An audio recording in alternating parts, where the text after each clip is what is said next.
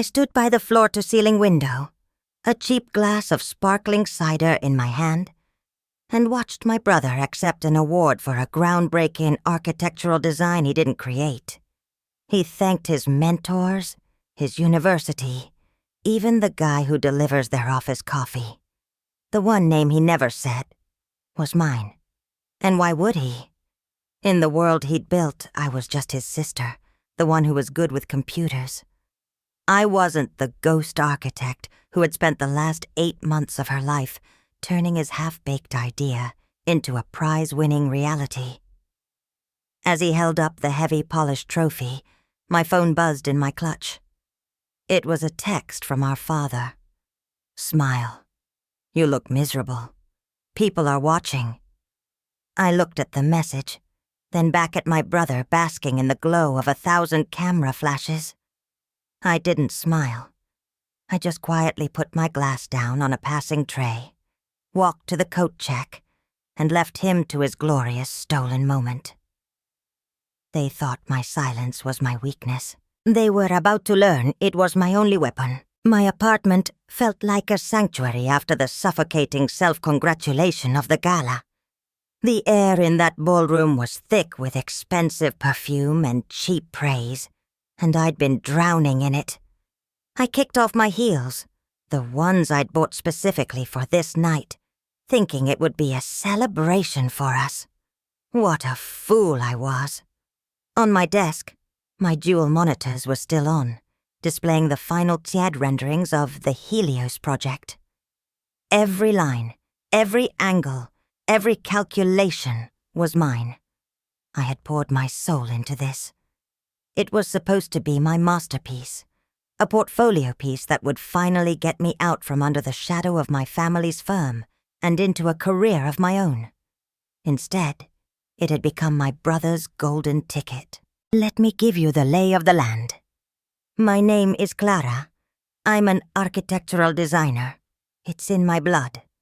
My father is a respected old-school architect, and his firm, Miller & Son, has been a fixture in this city for 30 years.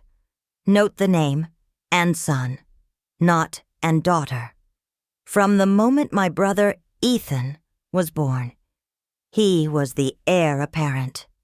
He had the name, the charm, the easy confidence of a man who's never had to fight for anything. I had the talent. I was the quiet one, the one who actually loved the work. The smell of drafting paper, the quiet hum of a rendering server, the mathematical precision of turning a dream into a structure that could withstand an earthquake. Ethan loved the idea of being an architect. He loved the networking, the fancy dinners, the applause. The actual work? Not so much. For years, I was the firm's secret weapon. I was technically a junior designer on paper, paid a salary that was insulting for my skill level. But in reality, I was the one who fixed Ethan's mistakes. I was the one who stayed up all night before a deadline, untangling his sloppy schematics and turning them into something presentable. My father called it helping the family. He'd say things like, "Ethan has the vision, Clara. You have the execution. You complete each other." What he meant was, Ethan gets the credit, and you get to clean up his messes. It was a dynamic we'd been locked in since childhood, and for the longest time, I just accepted it. It was easier than fighting. It was the price I paid to be part of the family, to do the work I loved, even if no one knew I was the one doing it. The Helios project was different, though. This wasn't a client project for Miller & Son. This was for the prestigious Vanguard Prize, a competition for emerging architects under 35. Winning it meant instant industry fame, grants, and a fast track to a partnership at any firm in the country. Ethan came to me with a sketch on a napkin. It was ambitious. I'll give him that. A self-sustaining residential tower powered entirely by solar innovations. But it was just an idea. A fantasy. He had no clue how to make it work. "We could do this, Clara," he'd said, his eyes gleaming with that familiar, infectious excitement he used to get everything he wanted. "We could win this. Imagine what this would do for the firm, for the family." I got swept up in it. I saw a chance to create something truly beautiful, something that mattered. So I agreed. For 8 months, my life was that project. I worked my 9-to-5 job at the firm, then came home and worked from 8 p.m. to 3 a.m. on Helios. Ethan's contribution? He'd pop in once a week, look over my shoulder, and say, "Looks great, sis. Keep it up." He was the creative director. I was the entire creative department. When we submitted it, we did so under his name. "It has to be one person," my father explained. "And Ethan is the face of the firm's future. This will solidify his position. It's for the good of everyone." I knew, logically, that his name would be on the trophy. But a part of me, a naive, hopeful part, believed that when the time came, he would do the right thing. That he would at least acknowledge me in his speech. A quiet nod. A special thanks to my sister, whose technical genius made this possible. Something. Anything. But standing in that ballroom, watching him soak up the adoration, I realized they never saw it as my work. They saw me as a resource, a tool to be used for the advancement of the real star of the family. My dad's text wasn't about concern for my feelings. It was about brand management. My sad face was bad for the Miller and Son image. As I sat there in my silent apartment, the city lights twinkling outside, a cold, hard clarity washed over me. The Helios project wasn't finished. They had the trophy, but I had the blueprints. I had the source code, and the competition rules had a very interesting clause about authorship and authenticity. For the first time in my life, I wasn't thinking about what was good for the family. I was thinking about what was right. The morning after the gala was eerily quiet. My phone, which was usually buzzing by 7 a.m., with texts from my mom or emails from the firm, was silent. It was a calculated silence, I knew. They were giving me space to get over it. They expected me to show up at the office on Monday, maybe a little sullen, and that we would all pretend last night never happened. They'd done this before. Any time I'd ever pushed back, even gently, their strategy was to give me the silent treatment, until I felt so isolated that I'd come crawling back, desperate for the scraps of affection they called love. They were counting on my need to keep the peace. They just didn't realize that the peace had already been shattered. I didn't get angry. I got organized. I spent the entire weekend locked in my apartment. Not sulking, but working. I compiled every file related to the Helios project. Every email exchange where I sent Ethan updates, and he replied with a one-word, "Great." Every time-stamped draft, from the initial chaotic sketches to the final, polished renderings. I created a meticulous timeline, highlighting my file-save dates against his calendar, which was mostly filled with lunch meetings and networking events. It was a mountain of digital evidence, an undeniable chronicle of my sole authorship. I saved it all to a password-protected, encrypted thumb drive. It felt less like an act of revenge and more like an act of preservation.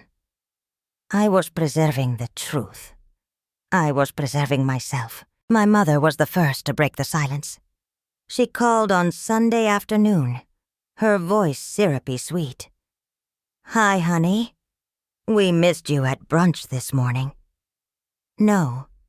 "Are you okay?" "No. I'm sorry about last night. Just a passive-aggressive guilt trip wrapped in a pleasantry." "I was busy, Mom," I said, my voice flat. "Oh? Well, your father and I were just saying how proud we are of Ethan. This award, it's going to open so many doors for him. For all of us." She paused, waiting for me to chime in with my own congratulations. I said nothing. The silence stretched, and I could feel her discomfort growing. "Clara, are you there?" "I'm here." "Well, we were thinking of having a small family dinner tomorrow night to celebrate properly. Just us. Will you be there?" It was a test, a summons to fall back in line, to come and perform my role as the supportive sister. "I can't," I said. "I have plans." "Plans?" The surprise in her voice was genuine. "I never had plans that superseded family." "Can't you cancel them? This is important." "No, Mom, I can't." "Clara, don't be difficult." She sighed, the sweetness in her voice finally cracking. "Your brother just achieved something incredible. The least you can do is be happy for him."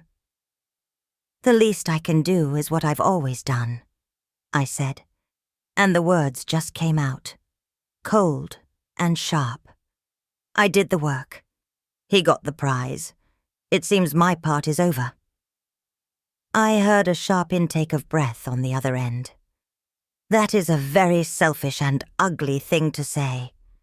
Your father warned me you'd be like this. You've always been jealous of your brother's success." Jealous? The word was so absurd, so utterly disconnected from reality, that I almost laughed. How can you be jealous of someone for getting credit for your accomplishments? "I'm not jealous, Mom. I'm just done." And I hung up the phone. It was the first time in my 30 years of life that I had ever hung up on my mother. My hand was shaking, but not from fear. It was from the sheer, terrifying thrill of it. I had finally drawn a line. This wasn't the first time my contributions had been erased, of course. This was just the most public, most brazen example. My mind flashed back to when I was 16. I'd spent 2 months designing and building a complex architectural model of a cantilevered bridge for a citywide science competition. It was my passion project. The night before it was due, Ethan, then a freshman in college, came home in a panic. His final project for his introductory engineering class was a disaster. He was going to fail. My parents sat me down in the kitchen. I can still see the look on my dad's face, that weary, disappointed look he reserved for when things got messy. "He needs this, Clara," my dad said. "His scholarship is on the line. You're just a sophomore in high school. This is just for fun for you. For him, it's his future." They convinced me to let Ethan submit my bridge model as his own. I remember standing in the back of his college auditorium, watching him get an A+ and a personal commendation from the dean, who praised his innate structural genius. Ethan even had the gall to wink at me from the stage. I felt a hot, sick shame crawl up my throat, but I swallowed it down. I smiled when my parents told me what a good sister I was, how I'd saved the day. I learned my lesson that day. My work had value, but only when it was used to prop up my brother. My success was secondary to his. Then, there was the time I basically wrote his graduate school thesis. He was struggling with the research, so I offered to help. Helping turned into me spending my entire Christmas break in the university library, pulling sources, writing outlines, and drafting entire chapters. He'd skim my work, make a few superficial changes, and turn it in. He graduated with honors. I got a, "Thanks, sis. I owe you one." He never paid me back. It became a running joke in the family. "If you're ever stuck, just call Clara. She's our little miracle worker." They thought it was a term of endearment. They didn't see that they were turning me into a ghost, a nameless, faceless engine that powered their family legacy, while I slowly disappeared. The Helios Project was supposed to be the end of that. It was supposed to be my declaration of independence. Instead, they tried to make it my magnum opus of self-sacrifice. And as I sat there, holding that thumb drive in my hand, I knew they had miscalculated. They had pushed their little miracle worker one step too far. The call from my father came Monday morning, exactly an hour after I was supposed to have been at my desk. I let it go to voicemail. The message he left was pure, distilled dad. No emotion, just business. "Clara, it's 10 a.m. You're not at the office. I assume this is some kind of protest over the gala. It's unprofessional. Whatever issue you have, you deal with it on your own time. You have a project deadline for the Henderson account. Get to the office. Now." It wasn't a request. It was an order. The kind he'd been giving me my whole life. The kind I'd always obeyed. I deleted the voicemail without a second thought. An hour later, Ethan called. I answered this time. I wanted to hear what he had to say. "Clara, what the hell is going on?" He started. No preamble. "Mom's freaking out. Dad's pissed. You're not at work. Are you sick?" "No, Ethan. I'm not sick," I said calmly. "Okay. So, what is this? Because you hung up on Mom and you're ignoring Dad. You're acting like a child." "Am I?" I asked. "Or am I just finally acting like someone who designed the Vanguard Prize-winning project and didn't even get a thank you?" There was a pause. I heard him sigh, a sound of pure annoyance.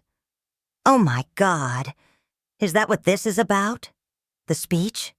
Clara, it was a whirlwind. I was nervous. I had a million people to thank. It wasn't a deliberate slight. It wasn't just the speech, Ethan. It was everything. It was Dad's text. It was Mom acting like I should be grateful for the opportunity to watch you take credit for my work. It's been my entire life." "You're being dramatic," he scoffed. "I always knew you were the brains behind the technical side. I was going to give you a huge bonus from the prize money. I was going to make it right." "You weren't going to make it right," I said, my voice dangerously quiet. "You were going to pay me off. There's a difference. You think money erases the fact that you stood on that stage and pretended you did it alone?" "What did you want me to do?" He shot back, his voice rising. "Get up there and say, 'Actually, folks, my little sister did all the hard work. I just stood around and looked pretty.' That would have been professional, right? It would have undermined my authority. It would have hurt the firm." "Your authority?" I laughed, a bitter, hollow sound. "You don't have any authority, Ethan. You have my work. You have Dad's name. That's all you've ever had." The line went dead quiet. I knew I'd hit a nerve. The one deep, dark insecurity he tried to bury under his charm and expensive suits. "You know what, Clara?" he finally said, his voice dripping with venom. "Mom was right. You're just jealous. You've got this chip on your shoulder because Dad put me in charge. But you don't have what it takes to lead. You can sit behind a computer, sure, but you can't handle the pressure. You can't command a room. You're a great technician, but you're not a visionary, and you'll never be one." He hung up. I stared at my phone, his words echoing in my ears. A great technician, but not a visionary. For a moment, the old familiar sting of doubt pricked at me. Maybe he was right. Maybe I was just the worker bee, not the queen. Then I looked at the files on my screen. The sweeping, elegant lines of the Helios Tower. The innovative energy solutions that a dozen experts had called revolutionary. It was visionary. It was brilliant. And it was mine. His words weren't a reflection of me. They were a weapon, designed to put me back in my box. But I wasn't getting back in the box.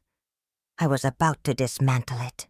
I opened my email and wrote a very simple, very polite message to the Vanguard Prize Committee. "To whom it may concern," I wrote. "I'm writing to request the official guidelines regarding the verification of authorship for submitted projects. I have reason to believe a potential discrepancy may exist concerning the 2025 winning entry, the Helios Project. I would appreciate it if you could forward the relevant documentation and procedures at your earliest convenience. Sincerely, Clara Miller." I attached a single low-resolution image of an early-stage rendering that had never been seen by the public, a digital watermark of my own creation, hidden in the corner. I hovered over the send button for a full minute, my heart hammering against my ribs. This was it, the point of no return. I took a deep breath, and I clicked send. The response from the Vanguard Committee came less than 24 hours later. It was brief and professional, but the undertone was one of serious concern. They confirmed that all submissions must be the primary and original work of the credited architect, and that any claim of misrepresentation would be investigated thoroughly. They attached a formal authorship dispute form and asked me to provide a detailed statement and supporting evidence. The fuse was officially lit. I didn't fill out the form. Not yet. The email itself was enough. It was a warning shot. The fallout was immediate. My father called my cell phone 10 times in a row. When I didn't answer, he started calling my landline. I finally picked up. "What did you do?" he barked, not even bothering with a hello. His voice was a low growl, a sound I hadn't heard since I was a teenager, and had crashed his car. "I have no idea what you're talking about," I said, my voice a perfect imitation of calm indifference. "Don't play dumb with me, Clara. I just got a call from Richard Blackwood, the head of the Vanguard Committee. He said they received an inquiry about the Helios Project. An inquiry from a Clara Miller." He spat my name out like it was poison. He was asking questions about the design process, about our firm's structure. "You went behind our backs. You tried to sabotage your own brother." "I didn't try to sabotage anyone," I replied coolly. "I simply requested some information. Is that a crime? You know damn well what you were doing. You're trying to burn this family to the ground because you didn't get your name in lights. After everything we've done for you, after the position we gave you. The security?" "The security." I cut him off, and this time the calm in my voice broke. "What security, Dad? The security of knowing I'll always be the nameless assistant? The security of watching my brother build his entire career on my back? You didn't give me a position. You gave me a cage. A comfortable cage, I'll admit, but a cage nonetheless. There was a stunned silence. I had never spoken to him this way. "You are out of line," he said, his voice strained. "You come to my house. Tonight. 7 p.m. You, me, and Ethan. We are going to fix this before you do any more damage." "There's nothing to fix," I said. "The truth isn't something that needs fixing." 7 p.m., Clara, he repeated, and hung up. For the rest of the day, I felt a strange mix of terror and exhilaration. I was walking into the lion's den, but for the first time, I wasn't going in as a lamb. I spent the afternoon preparing. I printed out a few key documents. The initial napkin sketch from Ethan next to my first detailed blueprint. A timeline of my work logs. A couple of the most damning email exchanges. I put them in a crisp manila folder. I wasn't planning on a dramatic reveal, but I wanted to be ready. Then, just before I left, I got a text from a number I didn't recognize. "Hey, Clara. It's Ava." Ava was Ethan's fiancée. She was a landscape architect. Sharp, kind, and generally someone who seemed a bit too good for my brother. We weren't close, but we'd always been friendly.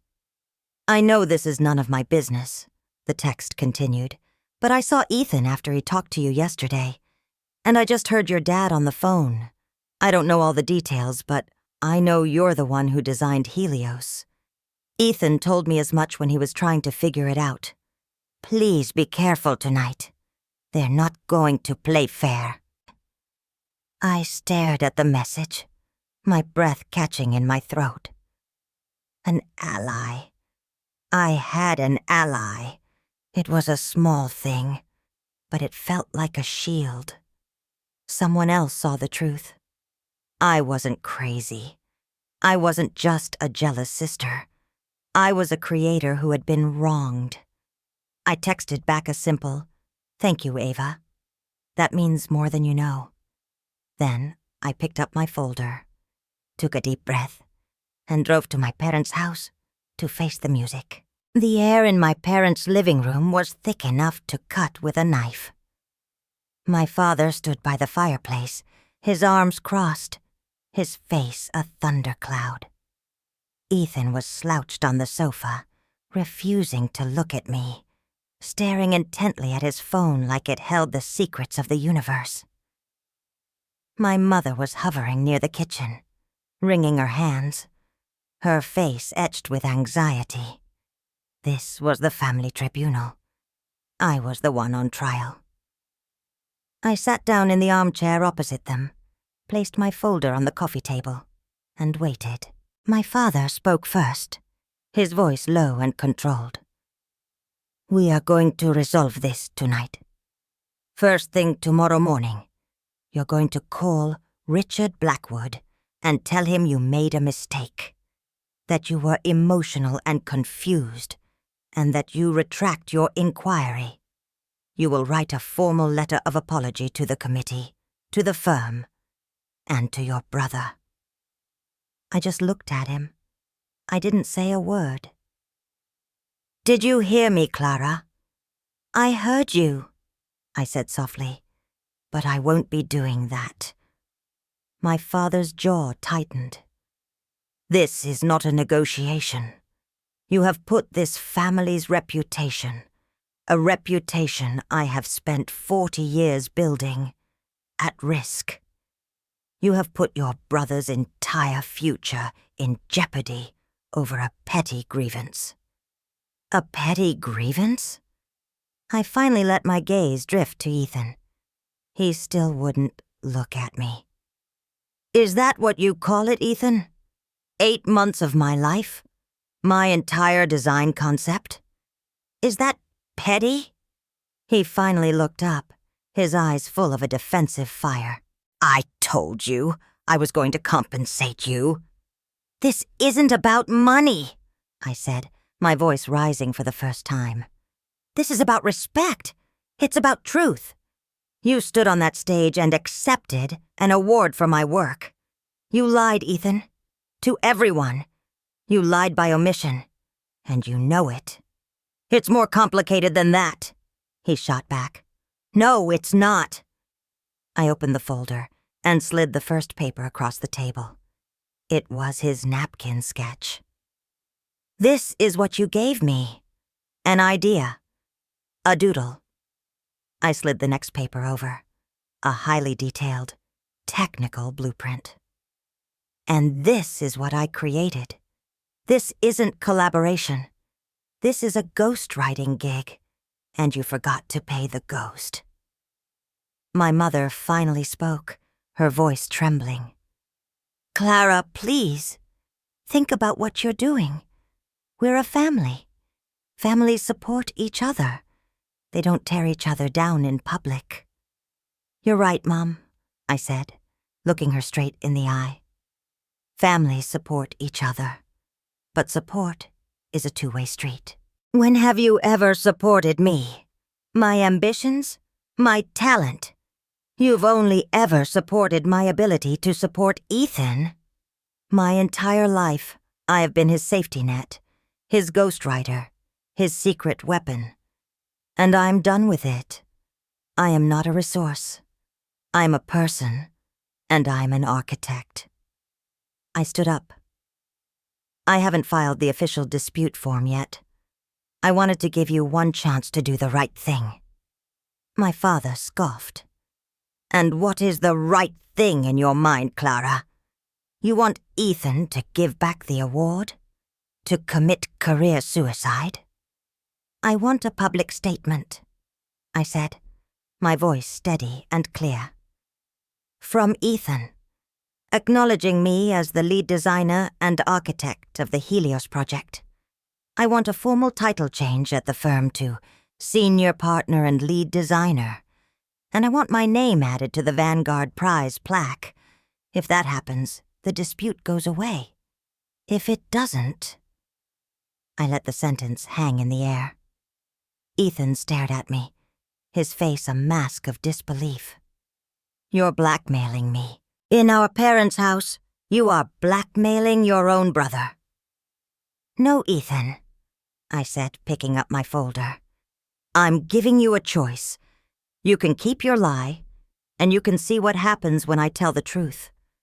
Or you can finally own up to it, and we can find a way to move forward. The choice is yours.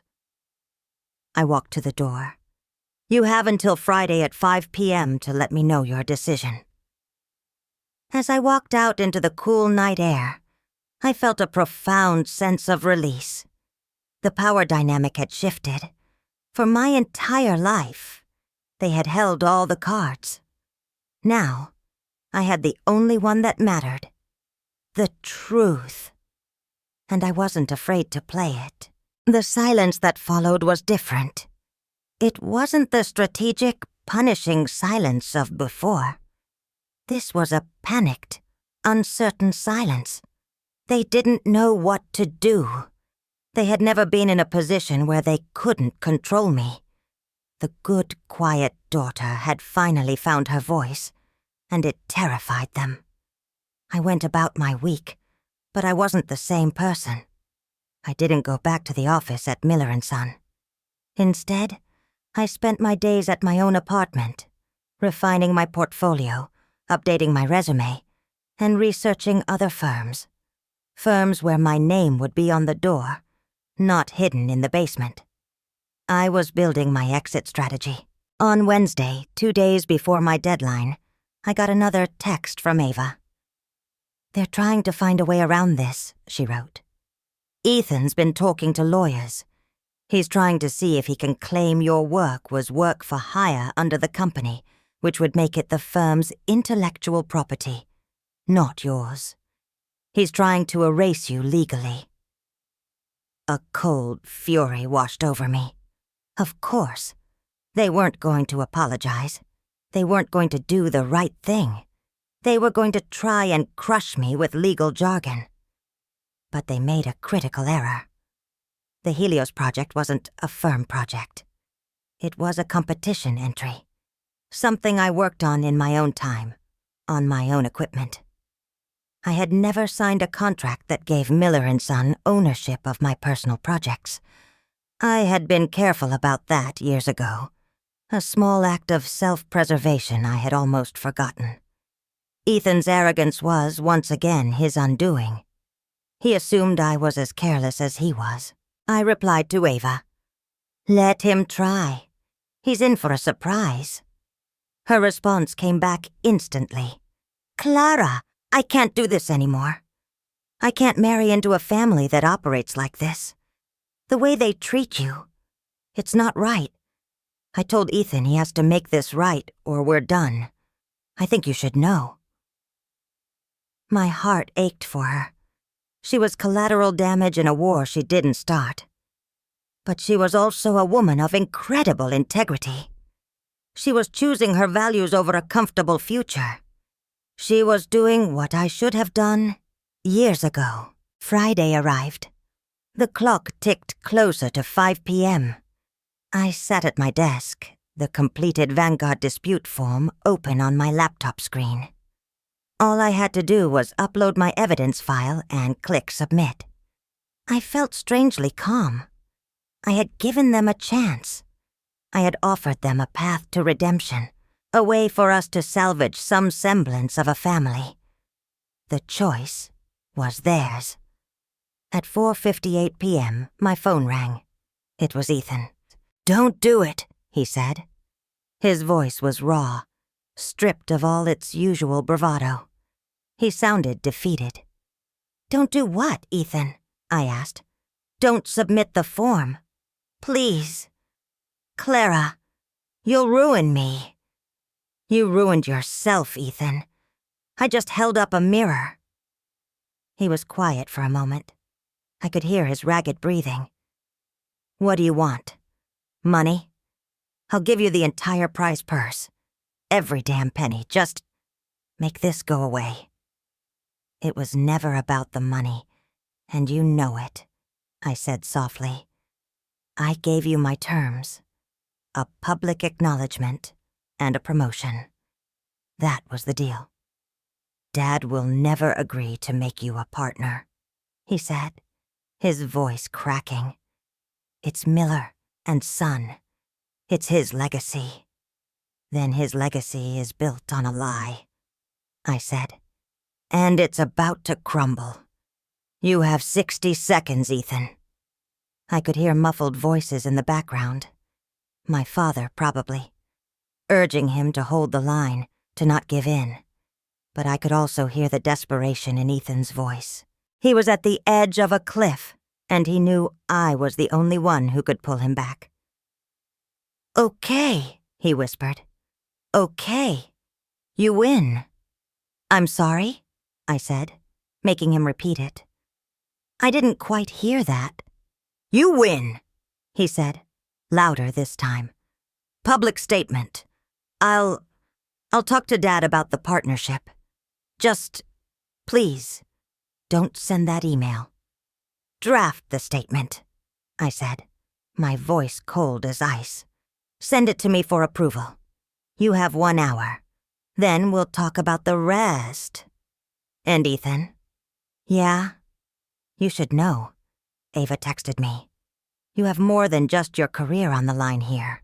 You're about to lose a good woman because you couldn't be a good man. Think about that." I hung up. I didn't feel triumphant. I didn't feel happy. I just felt tired. I had won the battle, but the war had cost me my family. Or maybe it had just revealed that the family I thought I had never really existed in the first place.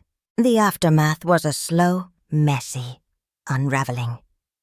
Ethan, true to his word, sent me a draft of a public statement.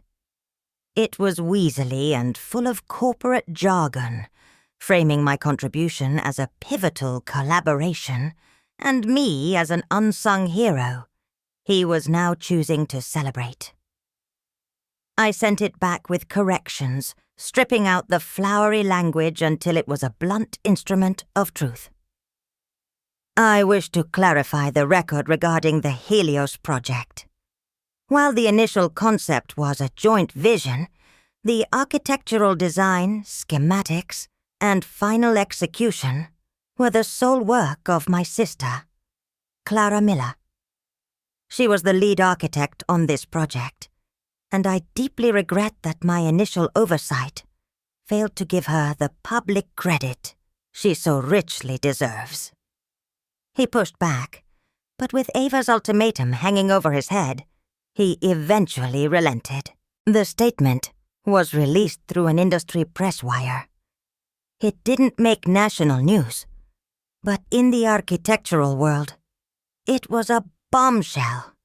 It was a quiet, humiliating retraction. The Vanguard Committee launched a formal review. They didn't strip Ethan of the award. That would have been too scandalous. But they officially amended the record to list us as co-recipients, with a note clarifying my role as lead designer. It was a compromise, but it was a victory. My name was finally where it belonged. My father did not take it well.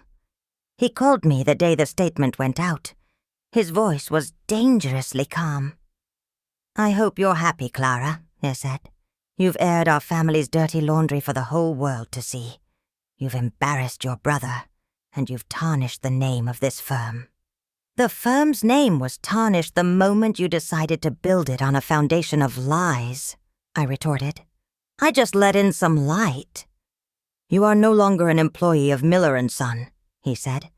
"And as far as I'm concerned, you are no longer a part of this family. Don't call here again." The line went dead. My mother followed his lead, sending me a single text that read, "I don't know who you are anymore." So I was out, fired and disowned in a single phone call. A few years ago, that would have destroyed me. But now, it felt like freedom. The cage door was finally open. The ripple effects, however, were just beginning. Ethan and Ava's engagement was called off. She couldn't get past the deception, not just to me, but to her. He had lied to her too, letting her believe he was this visionary genius when he was just a charismatic fraud.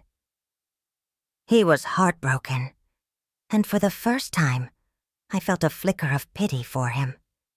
He had gotten the fame he craved, but it had cost him everything that truly mattered. The most unexpected consequence came a few weeks later. I got an email from a woman named Eleanor Vance, one of the senior partners at a rival firm, one of the most innovative and respected design houses in the country. She was also on the Vanguard Prize Committee. "Dear Miss Miller," the email began, "I was deeply impressed by your integrity, and more importantly, by your work on the Helios project. The design is truly revolutionary. I followed the story of your statement, and I believe that what you did took immense courage. My firm, Vance and Associates, is looking for a new creative director, someone with vision, talent, and integrity. I believe that someone is you. Would you be open to a conversation?" I read the email 3 times, my hands shaking. This was it. This was the opportunity I had only dreamed of. A position I never would have been considered for as the quiet technician hiding in the shadows of Miller & Son. My father had said I'd tarnished my name, but it turned out, by telling the truth, I had made a name for myself. I had stepped out of the ghost role and into the spotlight, and the world had noticed. I was no longer just Ethan's sister or my father's daughter. I was Clara Miller, architect, and my story was just beginning. This whole experience taught me something profound. For years, I believed that my value lay in my utility to my family. I thought being helpful, being accommodating, being the silent fixer, was the only way to earn their love. I was the load-bearing wall in the family structure, and I was so afraid that if I moved, the whole thing would collapse. But what I learned is that a house built on a faulty foundation is going to collapse, eventually, anyway. And it's not your job to hold it up. It's your job to get out from under it before it crushes you. My father saw strength as dominance. My brother saw it as charisma. But real strength, I've come to realize, is quiet. It's the strength to know your own worth, even when no one else reflects it back to you. It's the strength to draw a line in the sand and say, my integrity is not for sale. It's the strength to choose the lonely path of truth over the crowded road of a comfortable lie. They thought my greatest asset was my talent for design. But they were wrong. My greatest asset was my silence. They counted on it, weaponized it, and used it to erase me. But the moment I chose to break that silence, I took all the power back. The truth, once it's out, can't be put back in the box. It's a force of nature. I did take that meeting with Eleanor Vance. I walked into her office, not as a junior designer begging for a job, but as a peer. We talked for 2 hours about architecture, about design philosophy, about the future of sustainable building. She never once mentioned my family. She was interested in my ideas, my vision, a word my brother had tried to steal from me. When she formally offered me the position of creative director, I accepted without hesitation. The irony was not lost on me. By trying to keep me in a small box, my family had inadvertently launched me into a world bigger than they could have ever imagined. They wanted to protect their little kingdom, but they ended up creating a queen in exile, and this queen was about to build her own empire. So what's the lesson here? It's that you have to be the primary author of your own life. You can't let other people, not even the people you love, ghostwrite your story, your talents, your ideas, your hard work. That's your intellectual property. It's your legacy. Don't let anyone else put their name on it. Don't ever let anyone make you feel that your only purpose is to be a stepping stone for their own success. You are the destination, not the path. It took me 30 years and a spectacular family implosion to learn that. But it's a lesson I will carry with me forever. Your voice matters. Your work matters. You matter. Don't ever let anyone hand you a script where you're just a supporting character in your own life. Pick up the pen and write the damn thing yourself. And to anyone watching this who feels invisible, who feels like their contributions are constantly being overlooked, who feels like they are the secret engine in someone else's success story, I see you. Your time is coming. Keep your receipts. Document your work. And never, ever be afraid to light the fuse. Sometimes you have to burn down the old structure to make way for something new and beautiful to be built in its place. Trust me, I'm an architect. I know. If my story resonates with you, if you've ever had to fight for credit for your own work, or stand up to a dynamic that was meant to keep you small, I want to hear about it. Share your experience in the comments below. There is strength in our stories, and by sharing them, we remind each other that we are not alone. Thank you for listening.